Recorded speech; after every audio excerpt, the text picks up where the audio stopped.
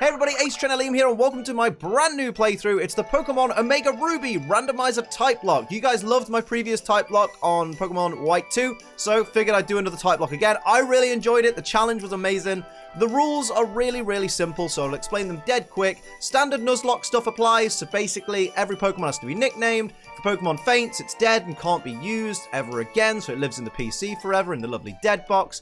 On top of that, we have to catch the first Pokemon on each route, except the Typelocke element comes in where we can only catch one Pokemon from each of the 18 types. You'll see them down at the bottom of the screen. When we have one of the types, it will fade out a little bit so you can tell which types have been taken. And basically, the way it works is once we come across a Pokemon, so for example, if I come across an Arbok, that's my poison type. If we come across a dual type Pokemon, for example, a Honchkrow, we can choose whether that's going to represent the dark type or the flying type, but we have to decide that before we try and catch it. Because if we fail to catch a Pokemon on a particular route, we can't catch anything else on that route, but also we can't catch another Pokemon of that type. So if I go to catch Arbok and I choose that's the poison type, obviously, and I fail to catch the Arbok, poison type is gone. The only way then we can have a poison type is if we have a dual type Pokemon that happens to have poison as well. You with me? The rules are down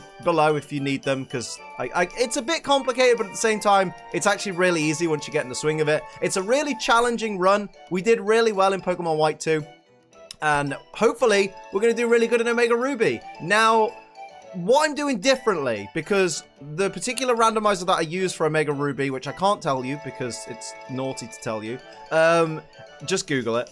The difference is I can't randomize the starters or gift Pokemon. So gift Pokemon's not a problem because there's enough routes for us to get through all the types on the individual routes. That's not a problem.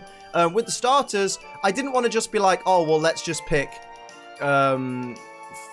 whatever they are, Cyndaquil. No, this is Hoenn. I didn't want them to just be Torchic, Mudkip, and Trico. There we go. I wanted them to be a randomized starter, so I figured what we're going to do, I've got the intro out the way, because the intros to Pokemon games are really boring anyway. You know what it is. Hi, I'm the Pokemon Professor. Welcome to the world of Pokemon. Pokemon work together with people, all that jazz. You've heard it all before. You don't want an episode that just has that in. You have to sit through it before you can find out what the starters are. So I've skipped the intro. I've got to the point where we've just got our starter. I chose a random starter. I think I picked Trico. And basically what I'm going to do, on this first route, I'm going to run into the grass and I'm going to encounter 3 Pokemon and run away from them.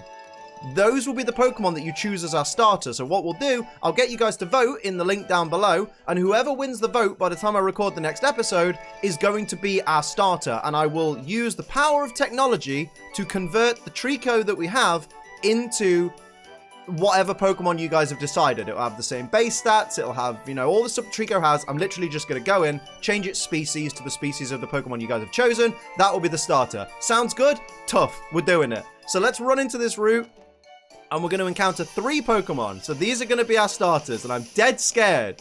What's it going to be?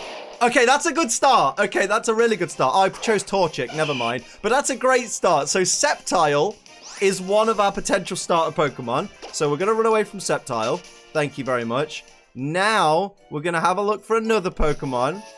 So this is how it's going to work on this route, and also means this will be, like, our encounter for this route, I guess. It's Sceptile again. I'll let you guys decide whether or not you think I should still be able to catch a Pokemon on this route, but I think this route should be off limits. Because this is where we get our starter technically in the game anyway on this route. In fact, you know what? Yeah. No Pokemon on this route apart from obviously what you decide is the starter. That's the plan. So this is all set up. So Umbreon, okay. So, oh boy, so we can have Sceptile or Umbreon.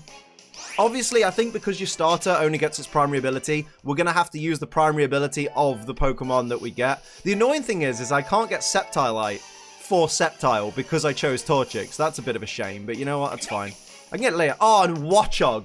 So those are your 3 options, okay? So vote down in the link below. Do you want me to have my starter be Watchog, Umbreon, or Sceptile? Those are your options. Have fun voting, and then in the next episode, we will start this playthrough official. Aren't you glad I skipped the intro? The boring intro? Hell yeah. So vote down below. Hit like if you're ready for this playthrough and you're going to enjoy it. And hit subscribe so you don't miss an episode. But until next time, lads, I'm Ace Trainer Liam. Keep on training.